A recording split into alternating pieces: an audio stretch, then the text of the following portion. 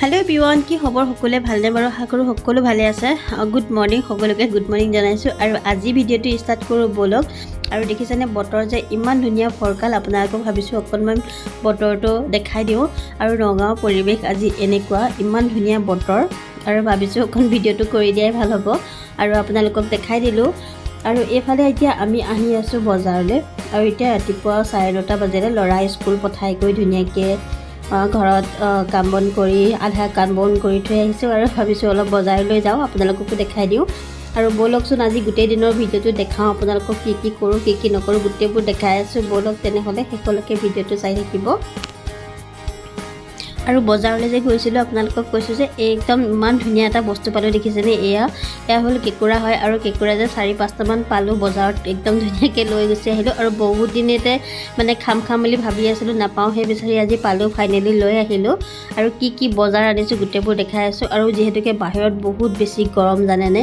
আৰু হেকানে আনিছিলো এটা কেম্পা আৰু কেম্পাটো খাই কৈ লও আপোনালোকক দেখাই আছো আৰু মানুহজনে কেম্পাটো বাকি থকালে মইনো কি বজাৰ আনিছো আপোনালোকক অকনমান দেখাই দিও আৰু বজাৰখন দেখাবলৈ থাকি গল মানে বজাৰত গৈ পোৱা লগতে ইটো হিটো চাওতে ভিডিও কৰিব থাকি গল আৰু ইমান ধুনিয়া বস্তু ওলাইছে বজাৰখনত দেখাই দিয়া আপোনালোকে খুব বেছি ভাল পালে হয় কিতেবা নেক্সট টাইম গলে আপোনালোক বজাৰখন দেখাই দিম আৰু ইফালে জামুক দেখিছানে লোকেল আম আৰু একদম সৰু লোকেল মানে গুল নেমু আৰু ইফালে মান ধনিয়া আৰু ইফালে আমাৰ লোকেল ধনিয়াখিনি আৰু পদুনা পাত আনিছো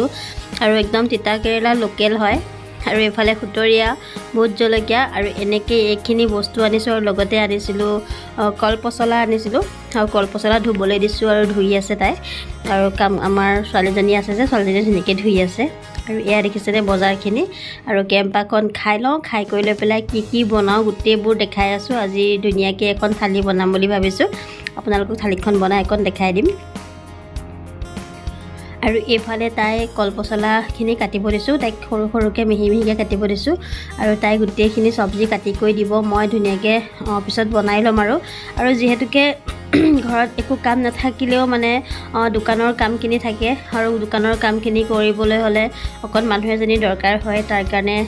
ছোৱালী এজনী মানে দৰকাৰ হয় কাৰণে ৰাখি লৈছো ৰাখা মানে নহতে ৰাতিপুৱা আহি কাম বনখিনি কৰি থৈ গুচি যায় আৰু কাটা বসাখিনি কৰিব লাগে ধোৱা বখলাখিনি আৰু লগতে মই ফাষ্টফুডৰ দোকানখনো যেহেতুকে চলাব লাগে আৰু একেলগে গোটেইখিনি কাম অকলে নোৱাৰো সেইকাৰণে যদি লৈ লৈছো আৰু তাই ধুনিয়াকে কাটি বাছি দিলে ইফালে আপোনাৰ ইফালে আকৌ আনিছিলো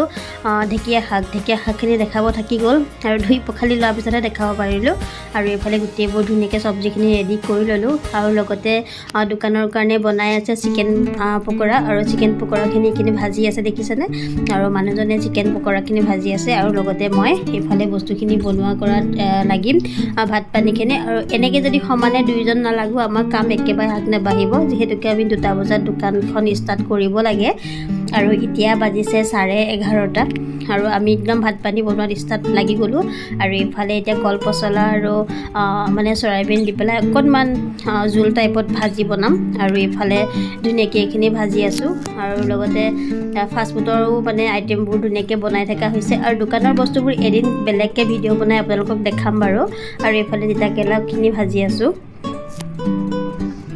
মানে সমানে দুটা ষ্টপত একদম সমানে জুই লাগি আছে একদম মানে সমানে কাম হৈ আছে এটা সাইডে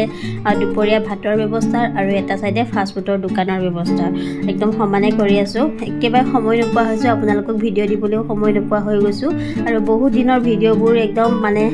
বহুত দিনৰ পিছেহে এডিট কৰি দিবলৈ সময় পাওঁ আৰু লগতে ফাইনালি আমাৰ ভাতৰ যোগাৰখিনি হৈ গল আৰু আপোনালোকক যিমানখিনি পাৰো অকন দেখাব চেষ্টা কৰিছো আৰু এনেকৈ তিতা কেৰেলা ভাজি কোনে খাই ভাল পায় কমেন্ট কৰিব